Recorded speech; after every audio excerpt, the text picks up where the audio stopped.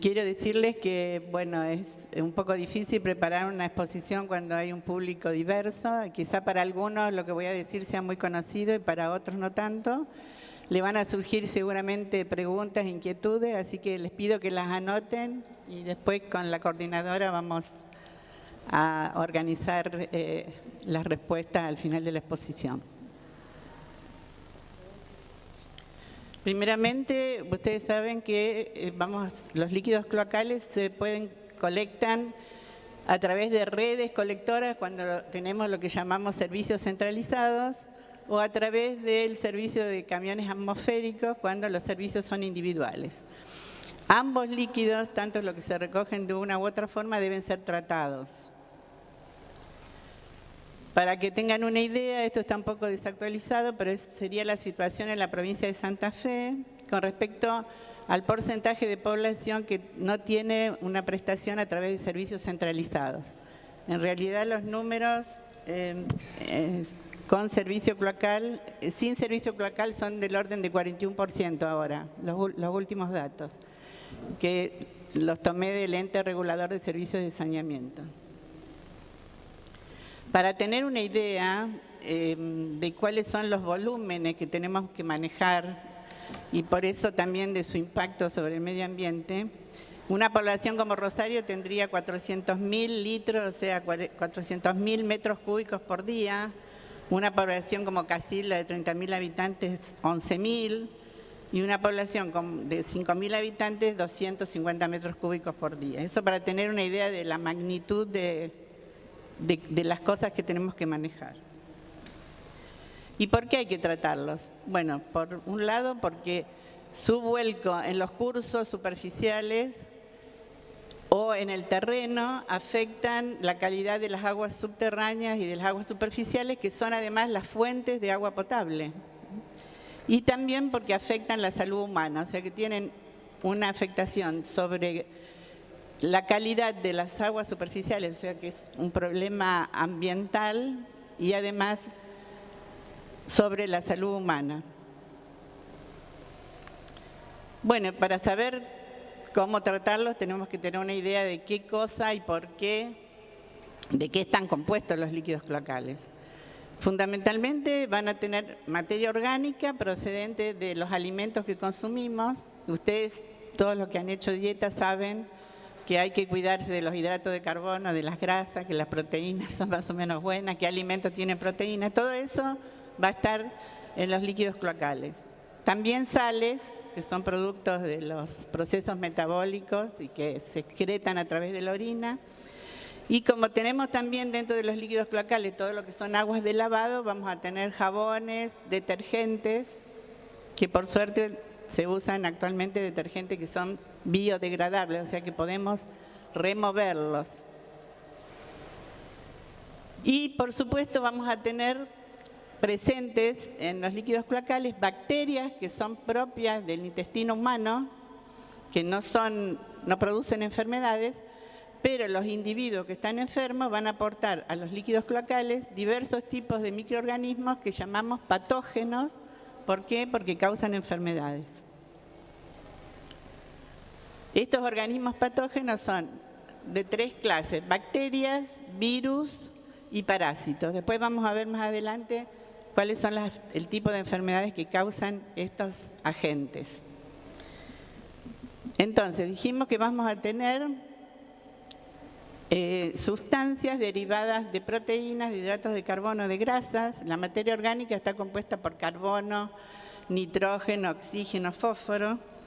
Todo esto lo vamos a encontrar en los líquidos cloacales. Y acá he puesto nitrógeno y fósforo con otros colores porque estos los denominamos nutrientes. Todos ustedes saben que si queremos que las plantas del jardín crezcan bien, compramos abonos que tienen nitrógeno y fósforo.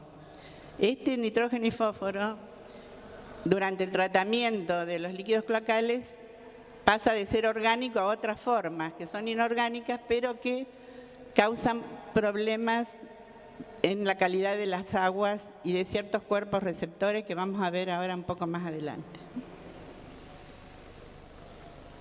Entonces, primeramente, para ver el impacto sobre la calidad de las aguas, vamos a ver un poquito qué pasa cuando vertemos un volcamiento que tiene una gran cantidad de materia orgánica en un curso de agua. Se desarrollan, se ponen en marcha una serie de procesos de autodepuración que tratan de restablecer el equilibrio de ese curso de agua que fue alterado por el vuelco que nosotros provocamos. Estos procesos son importantes describirlos acá porque son luego los que aprovechamos los ingenieros para diseñar y proyectar nuestras plantas de tratamiento. En el curso de agua hay bacterias que se ocupan de degradar, se alimentan de esa materia orgánica que estamos volcando, la oxidan y para eso ¿qué utilizan? Utilizan oxígeno, el oxígeno que está en el agua. Con ese oxígeno degradan la materia orgánica y la transforman en compuestos inorgánicos que son estables, que ya no producen olores.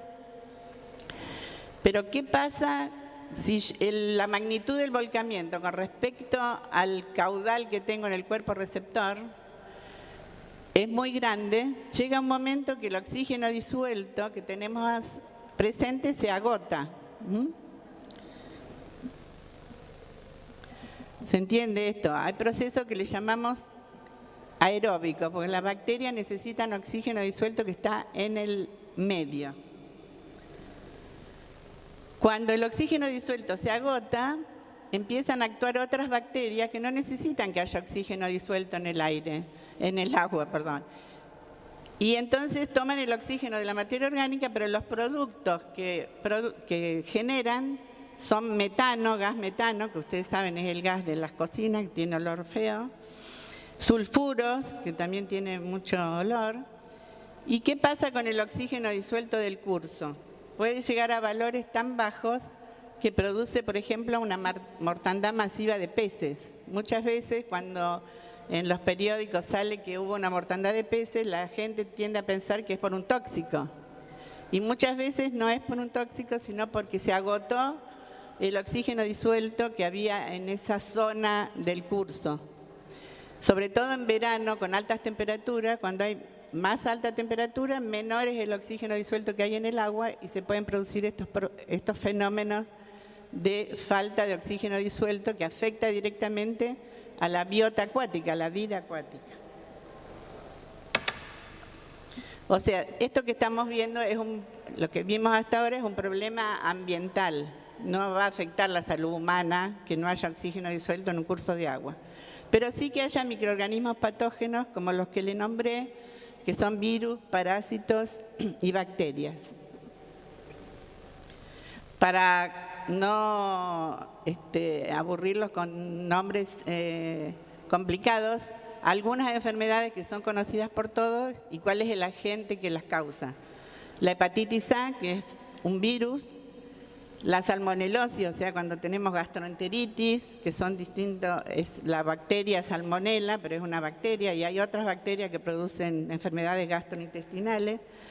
Y parásitos, por ejemplo, la ameba, la amebiasis, la giardia, que seguramente si alguien tiene chicos acá, alguna vez han tenido amebas o giardias.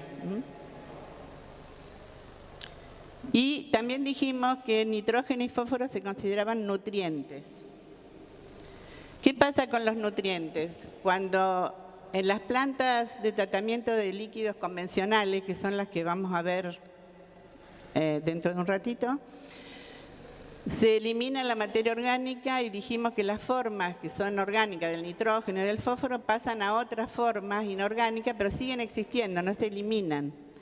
Eso hace que cuando se vuelca un líquido cloacal en el que no se ha eliminado el nitrógeno y fósforo, en un curso de agua, sobre todo en lagos y lagunas, a raíz de ese aporte de nutrientes se desarrollan microorganismos que son fotosintéticos, como las algas.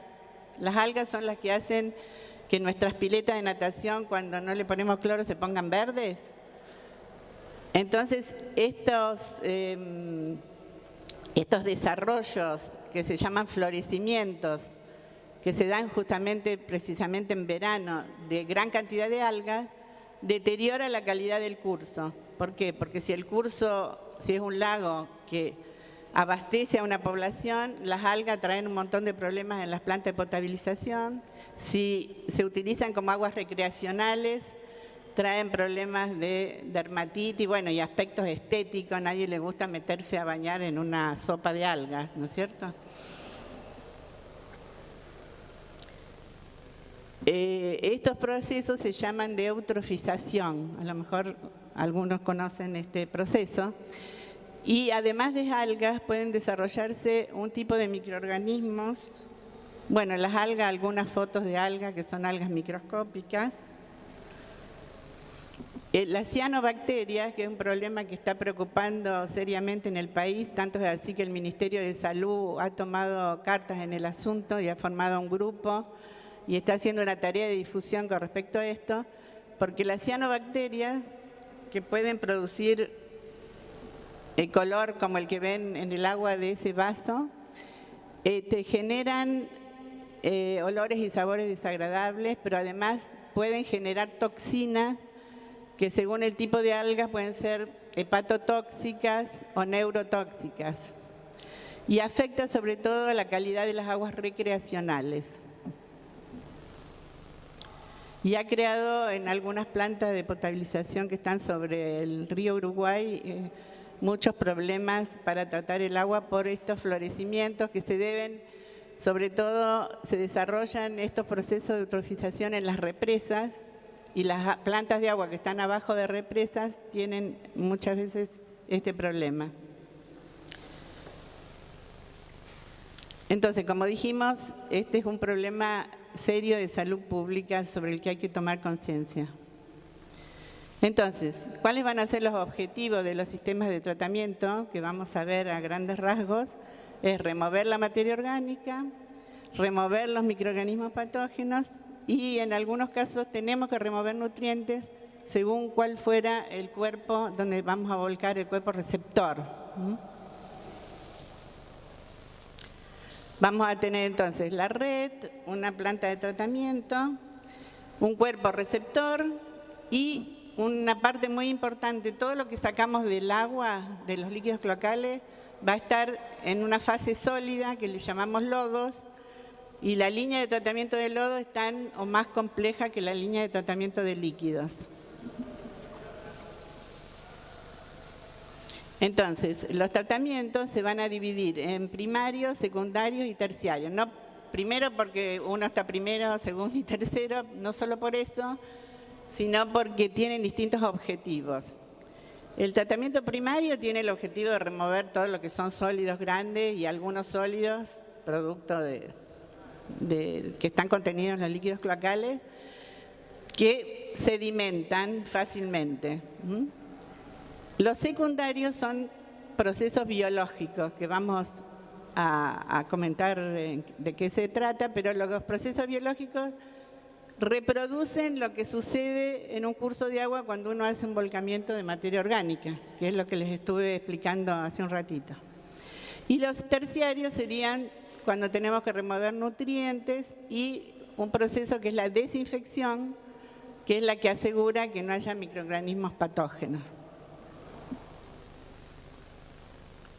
Bueno, ahora algunas fotos de lo que son las rejas, que muchas de ustedes conocerán, plantas de tratamiento. Puede haber tamices para los tratamientos primarios. Estos, por ejemplo, son unos tamices que están colocados, que tratan los líquidos cloacales de la ciudad de Bahía Blanca, donde solo tienen un tratamiento primario porque vuelcan en el mar, que se considera que tiene una capacidad de dilución, donde solo se puede requerir solo un tratamiento primario. Sedimentadores, que son piletas donde el agua permanece un cierto tiempo y los sólidos van a sedimentar por su propio peso. Y luego pasamos a los tratamientos secundarios, que son los tratamientos biológicos cuyo objetivo es degradar la materia orgánica. Y acá entonces vamos a tener los dos procesos. Con bacterias aerobias, que dijimos que van a degradar la materia orgánica y van a dar como producto final dióxido de carbono, nuevas células, nuevas bacterias, y agua. Y los procesos anaeróbicos que van a participar otro tipo de bacterias, donde los procesos finales son metano, sulfuro, nuevas células. El metano en este caso lo podemos aprovechar para calefaccionar, el metano es el gas para calefaccionar la misma planta de tratamiento o para generar energía eléctrica, por ejemplo. Esa es la diferencia entre los tratamientos aeróbicos y los anaeróbicos.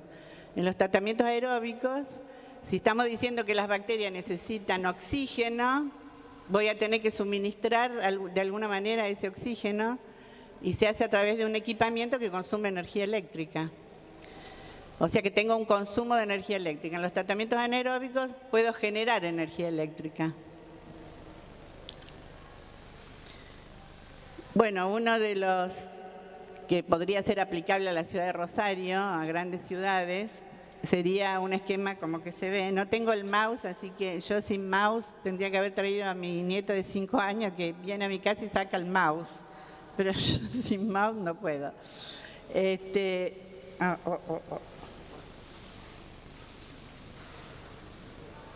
Bueno, vamos a tener entonces todo el tratamiento primario, con sacar las arenas, sacar los sólidos gruesos, luego lo que llamamos un sedimentador, un decantador primario, un reactor, lo que dice reactor, donde voy a tener que incorporar oxígeno, aire que tiene oxígeno. Luego, entonces, en ese reactor aeróbico, la materia orgánica que estaba disuelta se precipita, se forman unos precipitados, unos aglomerados de bacterias más materia orgánica, y eso lo tengo que separar en lo que se llama, que dice ahí, decantador secundario. Y una parte de esos barros que se depositan en el sedimentador secundario se recirculan para acelerar el proceso, por eso se llama de barros o de lodos activados. No está acá, pero tendría que tener una etapa de desinfección, aunque la parte de desinfección de líquidos cloacales está bastante discutida. Y bueno, y luego el cuerpo receptor. Esto es lo que sería más o menos una planta donde tienen los distintos componentes. Esto sería una manera de airear el agua, de incorporar oxígeno. Otra manera es a través de una serie de difusores que están en el fondo de un reactor, de una cámara, donde se insufla aire comprimido. Esta es la planta que visitamos hace poco con los alumnos de nuestra carrera de posgrado de San Fernando Norte, que abastece en la provincia de Buenos Aires, pertenece a AISA, la Aguas y Saneamiento Argentino, y abastece a 500.000 habitantes. Una planta para Rosario tendría que ser el doble de esta, ¿no? Más o menos. Esa es la cámara de aireación donde se insufla el aire en esta planta de San Fernando. ¿Cómo sale el agua del sedimentador secundario? Bien clara. Entonces, ese es uno de los procesos que tenemos disponible, porque un poco el tema de esta charla era cuáles son las alternativas que existen para tratar los líquidos cloacales. Otra manera es, en lugar de que las bacterias estén flotando en ese reactor, en esa cámara donde le estoy metiendo oxígeno, es que le demos un manto soporte. Entonces, en las cámaras se pone piedra donde las bacterias tienen la posibilidad de adherirse a esas gravas que se pone y se llaman de medio adherido, digamos, y el otro se llaman de medio suspendido. Lo quiero comentar esto, entonces el esquema sería más o menos el mismo, lo que cambia es el reactor donde se produce la degradación de la materia orgánica. Esto es lo que sería lo que se llama un lecho percolador. Percolador porque el agua se va esparciendo en forma de lluvia, va pasando de ese lecho de piedra y en ese reactor se produce la degradación de la materia orgánica por las bacterias. Y es interesante porque son las plantas que tenemos en la provincia de Santa Fe, en las ciudades de Cañada de Gómez, de Casilda, creo que en Rafaela también, y en San Fernando. Son las plantas que Porque en la provincia de Santa Fe tenemos este tipo de tecnología y lagunas de estabilización que vamos a ver ahora a continuación. Las lagunas, que seguramente ustedes, si son de alguna localidad del interior de la provincia, es el tratamiento más difundido en la provincia. Son directamente excavaciones en el terreno, deben estar impermeabilizadas. Estas son unas lagunas que abastecen a gran parte de la ciudad de Mendoza, son 300 hectáreas de lagunas. ¿Y por qué para una ciudad tan importante se usan este sistema?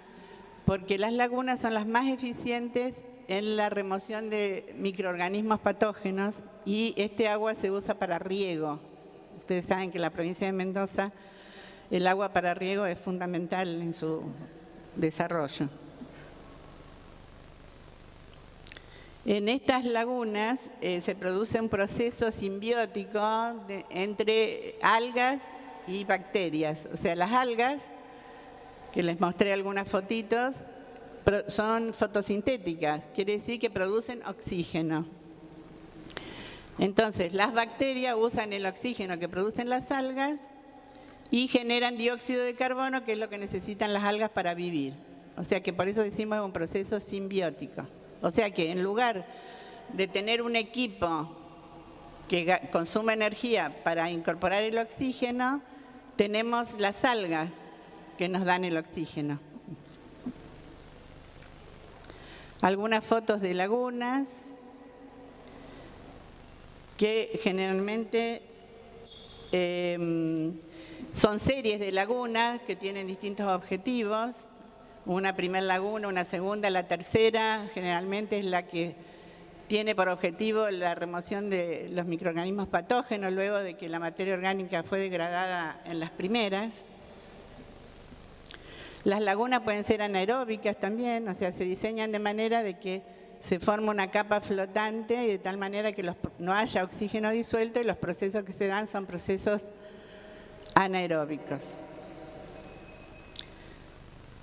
Lo que tienen estas son unas lagunas, tienen un lindo aspecto si están bien operadas y mantenidas, y la experiencia que tenemos es que son muy nobles, o sea, por más que estén abandonadas, nadie corte el pasto, hay un proceso de remoción, ¿no? Por eso somos muy partidarios en poblaciones pequeñas de las lagunas. Como dijimos, tienen bajo costo de mantenimiento, no requieren una atención especializada, o sea, tienen una serie de ventajas. Puede ser complementada o otro tratamiento que de los que denominamos naturales son los humedales artificiales. Algunos lo pueden conocer como wetland. ¿En qué consiste esto? Consiste en pasar el agua, el líquido cloacal, por un lecho de grava y con una capa de arena o de suelo arriba, de manera que se desarrollen plantas, especies de plantas que son ávidas de agua. Entonces se producen una serie de muy compleja de procesos en las raíces de las plantas, en las piedras, que hacen que sean también eficientes en cierta manera para la remoción de los nutrientes, más que las lagunas, por ejemplo, y pueden ser un tratamiento complementario al de las lagunas. Como vemos acá, tenemos primeramente una laguna y luego distintos tipos de humedales según el tipo de flujo. El flujo puede ser horizontal, puede ser vertical, puede ser que el agua circule arriba del humedal, cosa que no es muy recomendable, o por debajo de la superficie. Algunas fotos de humedales muy bonitas, desde el punto de vista ambiental son compatibles con el medio ambiente, digamos, con el paisaje. Y los tratamientos terciarios, no vamos a entrar en detalle cuáles son los tratamientos para remover nutrientes, pero son modificaciones, complejizaciones de los tratamientos que les estuve mostrando antes, que solo tenían por objeto remover la materia orgánica y transformar estos compuestos como nitrógeno y fósforo en compuestos inorgánicos como nitratos, como amoníaco. En la provincia de Santa Fe se exige que haya una cloración porque las normas de Huelco exigen que haya una concentración de unas bacterias que son indicadoras de contaminación cloacal de 1000 por mililitro, por litro, y en el líquido cloacal podemos llegar a tener 10 millones, ¿no es cierto?, de estas bacterias. Esto sería hay que darle, en general se hace en las instalaciones que tenemos en Santa Fe, en las lagunas, una dosificación de hipoclorito de calcio, que es el agua de hipoclorito de sodio, perdón, es el agua de lavandina, y se agrega en una cámara donde hay que darle cierto tiempo de contacto, que es la que ustedes ven ahí, que tiene una serie de pantallas. Hasta ahora estuvimos hablando entonces del tratamiento de los líquidos. Ahora vamos a ver un poco todo lo que es, muy por arriba por supuesto, el tratamiento de los lodos que se generan, que hace muy poco tiempo se le prestaba muy poca atención. Por un lado, tener una idea de cuáles son los volúmenes que se generan en las distintas tecnologías. Fíjense que en las lagunas de estabilización se generan 0,04 metros cúbicos por habitante por año, en unos lechos percoladores, que son los que vimos, tenemos 0,50, y en barros activados 1 metro cúbico. O sea que cuando vamos a elegir un tratamiento también tenemos que ver qué barro se va a generar y cómo lo vamos a tratar.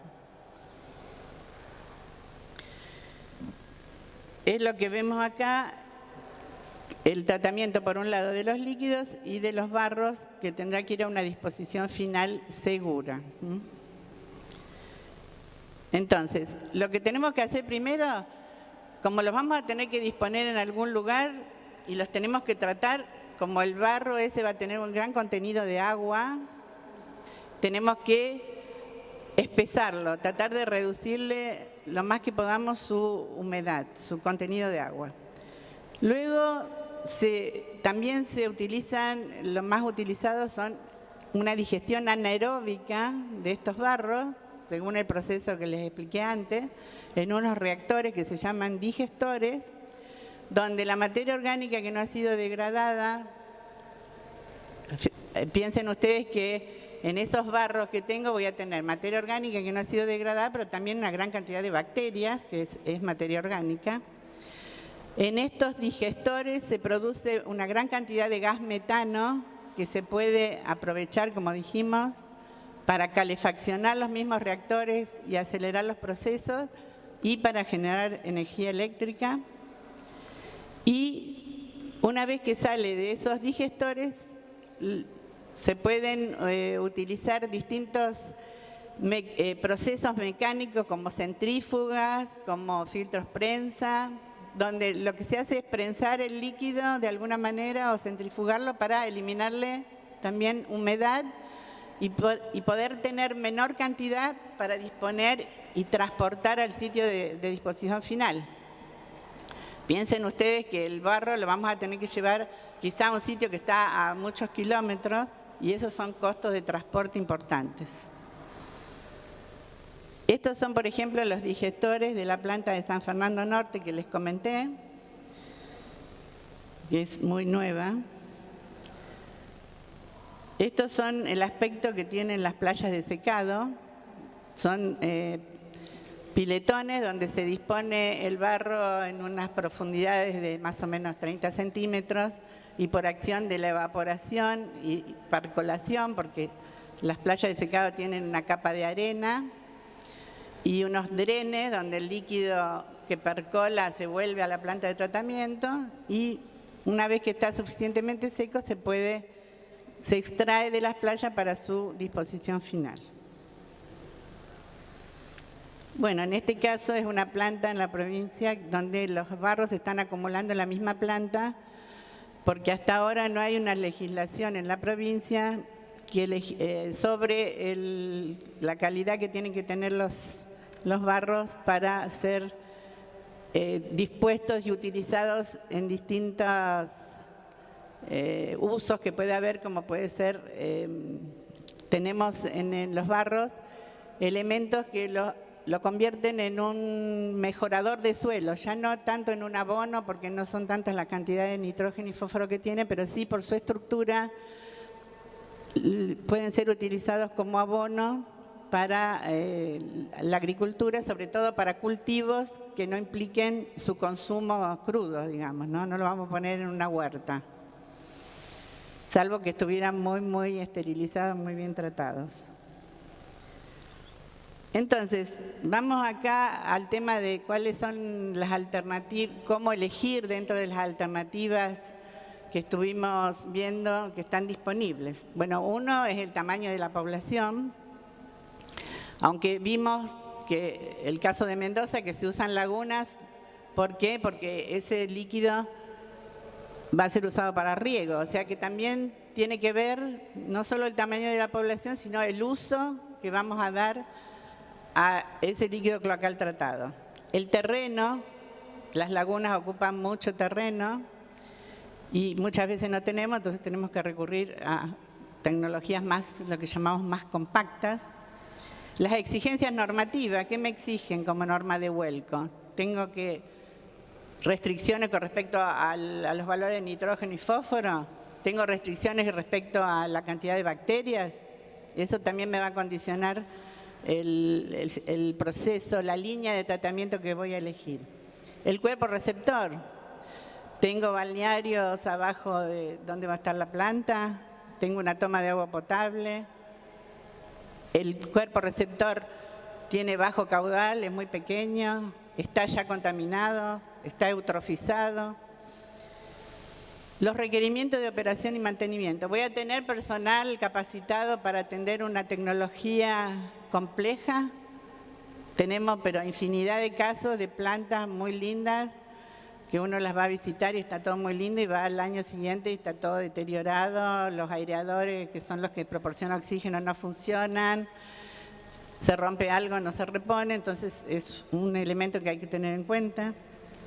Como dije, el uso y el impacto ambiental, porque también las plantas de tratamiento de líquidos cloacales tienen un impacto sobre el medio ambiente.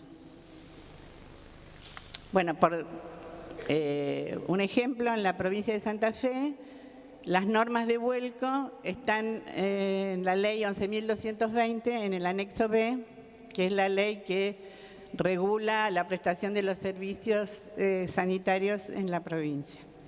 Tiene muchísimos parámetros, pero acá puse dos que son, uno que es la demanda bioquímica de oxígeno, que tiene que ver con la materia orgánica, no vamos a explicar acá qué es, y con respecto a la presencia de bacterias, que son bacterias indicadoras de contaminación fecal. No son en sí bacterias patógenas, pero sí que me dan idea de que el líquido ha sido contaminado con efluentes cloacales.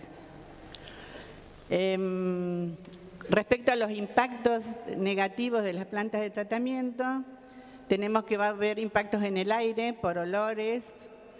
Una planta bien operada no tendría que haber olores, pero hay siempre el riesgo de que alguna operación se desbalance y que se generen olores. Si hay procesos anaeróbicos, muy probable que haya olores. Se generan insectos, hay ruidos de los equipamientos, de los camiones que circulan, gases corrosivos como los sulfuros, el sulfídrico. Si lo disponemos, tenemos lagunas que no están impermeabilizadas, vamos a tener una contaminación de las aguas subterráneas. Como dijimos, puede haber aporte de los nutrientes que causan eutrofización del agua, ya lo comentamos. Y en el suelo, si los barros que son dispuestos en el suelo, los lodos, tienen metales pesados, como podría ocurrir en Rosario, donde la red cloacal no solo van líquidos cloacales domésticos, sino también muchos efluentes industriales, podemos tener en los barros metales pesados y convertirse esos residuos en residuos peligrosos. .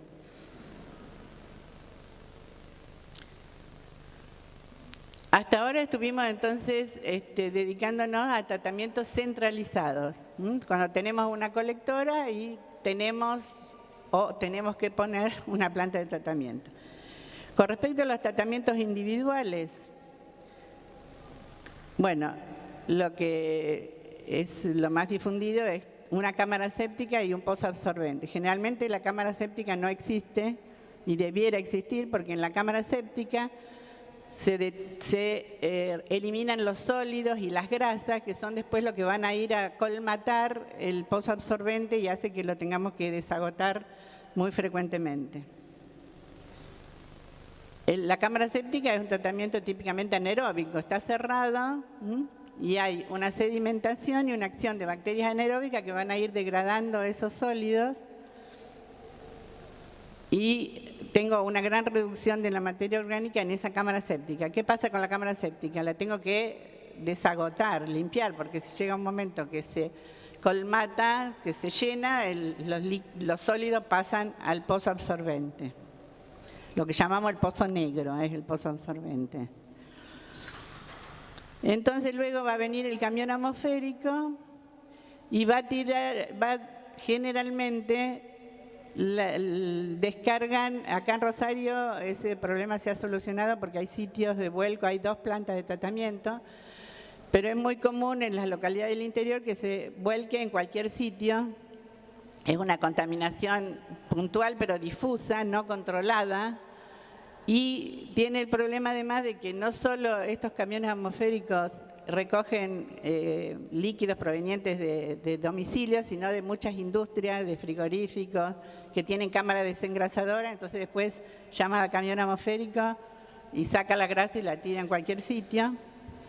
Es por eso que hay una reglamentación en la provincia del Ministerio de Agua, Servicios, de la Secretaría de Medio Ambiente, donde cada municipio debe hacerse cargo del servicio de camiones atmosféricos, de regularlo a través de una ordenanza, deben tener un registro, los camiones deben cumplir ciertas condiciones de higiene, de limpieza, y el municipio debe ofrecerle un lugar seguro de vuelco con algún tipo de tratamiento.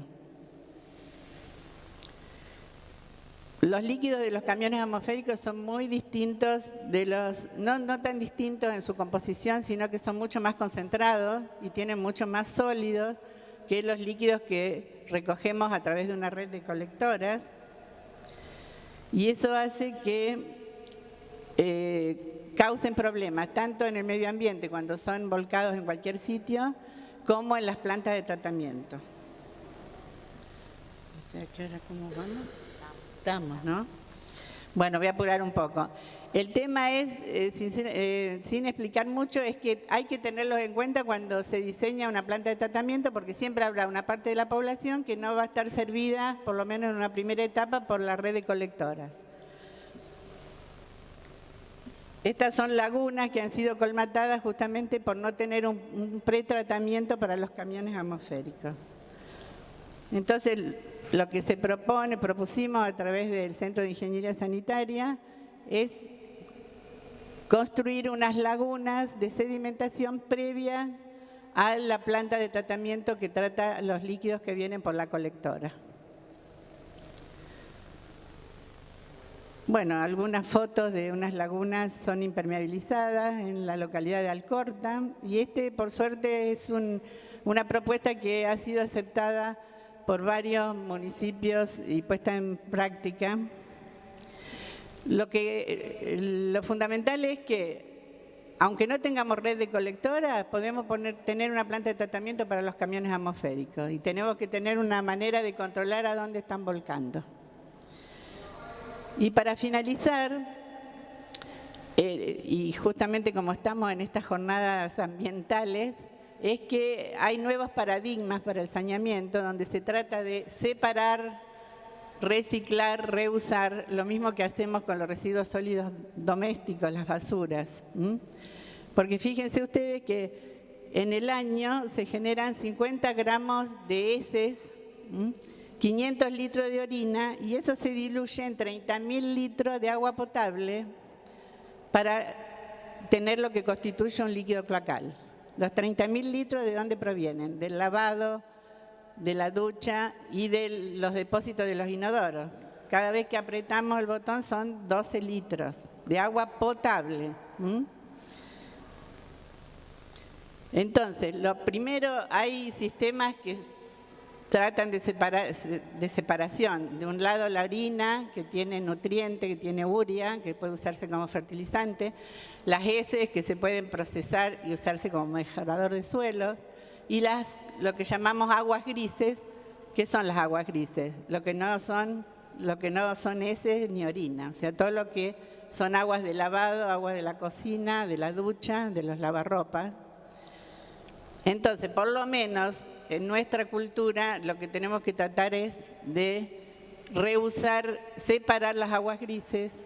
Eso hay que tenerlo ya previsto cuando se diseñan las casas, las viviendas. ¿Y para qué se usa? Para uso de agua no potable, como lavado de piso, riego de jardines, la descarga de los inodoros, riego de plazas. Y estas son unas fotos que les robé a un profesor que vino a dar un curso a nuestra facultad, es brasileño, donde tienen en grandes edificios separadas las aguas grises con una planta de tratamiento que está en el subsuelo y se utiliza para todos estos usos que dijimos de agua no potable. Y cómo sale el agua del tratamiento, la tasa sanitaria, dice ahí, es el agua que va a parar a los depósitos de los inodoros. Jardines de aguas grises, o sea, tener un jardín donde ponemos un recinto con piedras, parecido al humedal, nada más que no está impermeabilizado, sino que se infiltra el agua y podemos tener plantas ornamentales en la casa. Esta es una experiencia que hemos hecho con un grupo de voluntariado de estudiantes en Cabín 9, donde las aguas grises circulan por las veredas, porque se eliminaron las zanjas y no se le dio una solución a los vecinos para eso. Y se construyeron estos jardines de aguas grises que tienen una capa de piedra, unos caños perforados en el fondo, por donde se esparce el líquido y sufre un proceso de degradación y de tratamiento en ese lecho de piedras que está también constituyendo lo que llamamos el jardín de aguas grises. Y lo que sería el reuso de agua en una vivienda, donde tenemos un tanque, fíjense arriba, que es el agua potable, y otro tanque de reuso, donde las aguas grises pasan por un humedal. En este caso no está impermeabilizado el humedal, sino que estoy recogiendo el agua y se manda a un tanque de agua de reuso que puede usarse para el lavado del jardín, el lavado del auto y el llenado de los depósitos de inodoro. Y bueno, esta es también una planta en Suecia de darros activados como la que vimos antes, pero el efluente, en lugar de volcarse a un cuerpo receptor, se almacena en unas lagunas, se usa para regar esos árboles que ven ustedes al fondo, que son de crecimiento rápido. Se cosechan esos árboles y se chipean y se usan para un sistema de calderas que calefacciona el agua, que en esos lugares en Suecia se manda por cañería, son servicios centralizados de agua caliente. O sea que tenemos que pensar en cómo disminuir la cantidad de los líquidos cloacales que generamos y en las opciones de reuso, tanto a nivel domiciliario como en sistemas centralizados.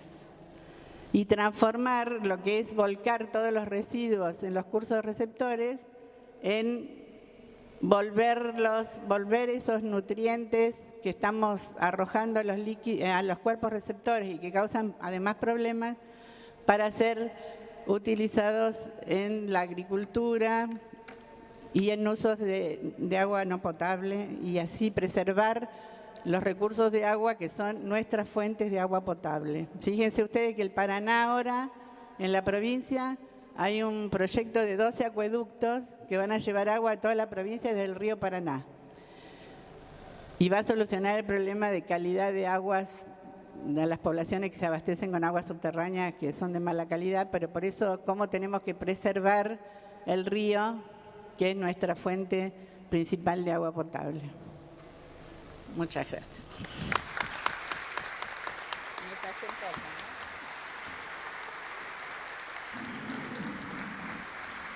Bueno, hola, buenos días a todos.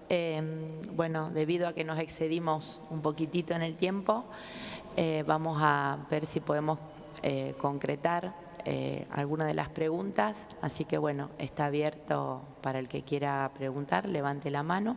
¿Qué opinión o qué nivel, digamos, de aceptación o de confianza tienen ese tipo de aparatos que lo venden como que con eso está solucionado y que no tienen mantenimiento, o sea que nunca hay que mantenerlo? No.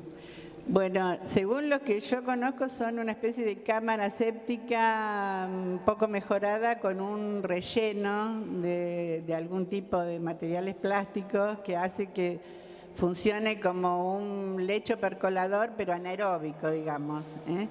Eso es un tratamiento anaeróbico. Primeramente que siempre tengo que tener una separación de sólidos. O sea, siempre tiene que haber una cámara séptica porque si no todos esos sólidos van colmatando ese medio. No existe cosa que no tenga mantenimiento, ¿eh? O sea, la cámara séptica una vez por año hay que limpiarla y eso si es como yo pienso que es un lecho anaeróbico, un lecho percolador, no es percolador porque está inundado realmente, pero es un tratamiento anaeróbico, no es completo tampoco, porque los productos que genera, como ya vimos, son metano, son sulfuros.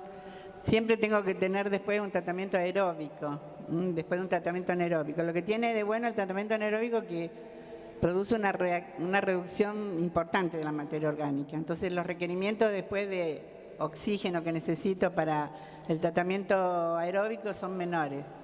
Pero hemos tenido muchas consultas en el centro de gente que tiene en los barrios privados esos sistemas y que no funcionan. Primeramente tienen que explicar bien los que los venden cuál es el proceso.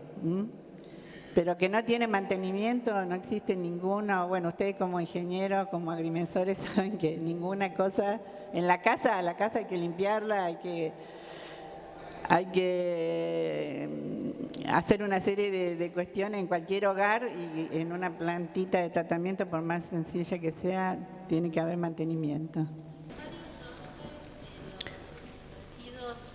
Los residuos que se recogen de camiones atmosféricos van a esas dos plantas de tratamiento. Sí, en realidad no son plantas de tratamiento, son plantas donde se vuelca, donde se controla si no tienen efluentes, no traen efluentes industriales, se hacen unas determinaciones sencillas.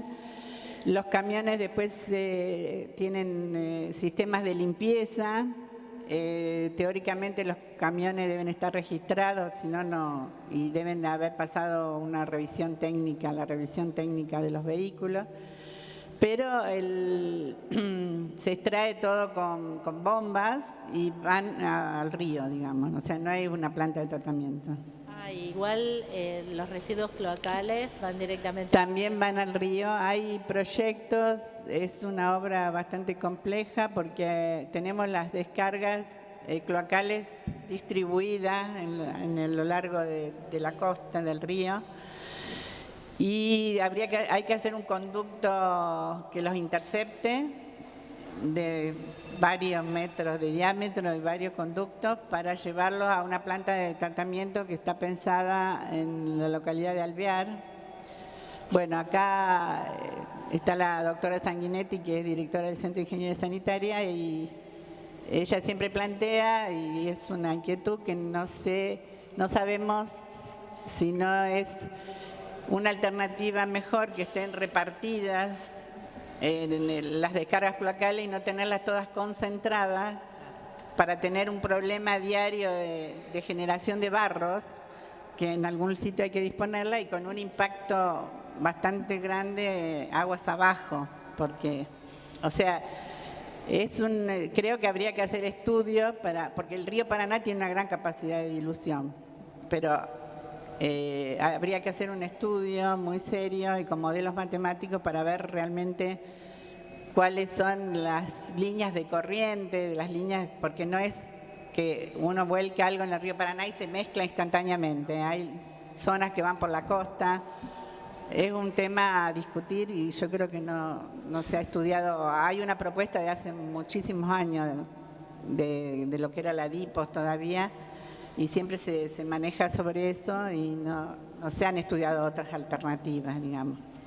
También siempre está la discusión si conviene una planta grande centralizada o varias plantas. En realidad acá tenemos un problema de terreno también, ¿no? Que no habría sitios disponibles para hacer varias plantas. Es un problema bastante complejo. Sí. Una consulta asociada a la que consultó el ingeniero Fricks. En función de que los biodigestores no estarían siendo una solución adecuada para los loteos que se desarrollan en las localidades que no poseen redes locales, le quería consultar cuál sería la cantidad mínima estimada de lotes que uno debería considerar para tener en cuenta que en un loteo exista una planta de tratamiento, o sea, superando los 100 lotes, los 500 lotes. ¿Me expliqué la pregunta? No entiendo. O sea, ¿cuándo se amerita una planta de tratamiento o...? Claro, para un tratamiento. Claro, ¿a partir de qué por ejemplo, si hubiera en una urbanización de 10 lotes, uno podría tratar de implementar algún método con biodigestores, tener en cuenta cuáles son los desagües y tener en cuenta cuál sería el cuerpo receptor? Podría plantearlo así. Ahora, por ejemplo, si me topo con una urbanización de 100 lotes, ya estaríamos requiriendo algún tipo de tratamiento en ese loteo. No, previo. los tratamientos serían iguales, sean 10 lotes, 100 lotes. Lo que estamos hablando serían de superficies que tendríamos que disponer para la planta de tratamiento. O sea, puede haber soluciones individuales si son los terrenos grandes. Por ejemplo, una solución individual sería, yo sé que medio ambiente a lo mejor no lo están aceptando, pero una solución es separar las aguas grises y tener lo que en una época, hace muchos años, si ustedes ven un manual de instalaciones domiciliarias de Casale, que es de hace 100 años más o menos, se llamaba zanja de nitrificación. Entonces es mejorado lo que yo le decía un jardín de aguas grises. Hay una cámara séptica y para las aguas grises, una zanja donde se pone piedra, que dependerá la extensión de la zanja del número de habitantes de la vivienda, lo mismo la cámara séptica. No es la cámara séptica. ¿Se pone la misma en todas las casas? No, depende del número de habitantes que lo van a usar. Y los líquidos del inodoro van al pozo absorbente. Quizá desde el punto de vista ambiental no sea lo más conveniente porque no hay un tratamiento de las excretas, pero la ventaja que tiene es que no se tapona porque no estoy mandando jabones ni sólidos. También el Pozo Negro con su cámara séptica para los efluentes del inodoro. Lo que pasa es que tiene que verse también si no hay una provisión de agua subterránea, porque en ese caso tenemos que proteger las aguas subterráneas.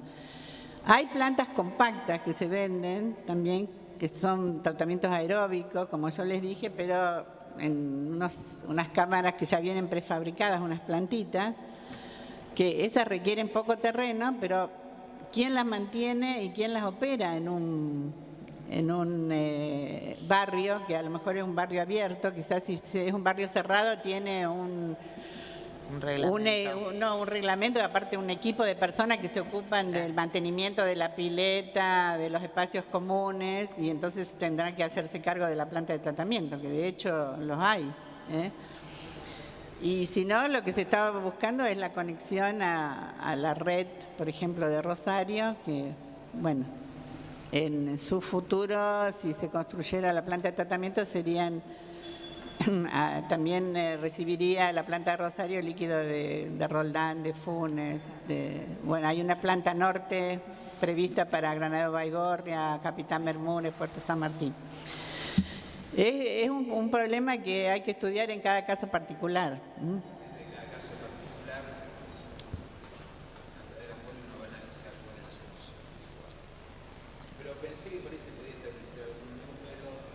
No, porque porque eso en cierta manera para el ejercicio profesional de la persona es muy importante siempre tener en cuenta todo lo que sean espacios comunes destinados a la solución de los problemas ambientales, que es una de las tendencias que estamos teniendo en este momento desde la actividad profesional para incorporarnos a todo este proceso de mitigación de problemas. Sí, el tema es, hay valores, por ejemplo, una laguna son 2 metros cuadrados, 5 metros cuadrados por persona, si uno quiere poner una laguna. Un humedal son 2 metros, también 2 metros cuadrados por persona.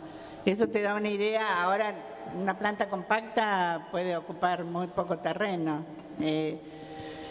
Hay valores que uno puede decir, pero el tema no pasa tanto por ahí, sino por el tema de quién va a operar la planta y quién la va a mantener. Por eso creo que el medio ambiente se inclina por tratar de conectarse a una red cloacal de si existe en la población o a una futura planta de Rosario en los barrios que están en el Gran Rosario, digamos, ¿no?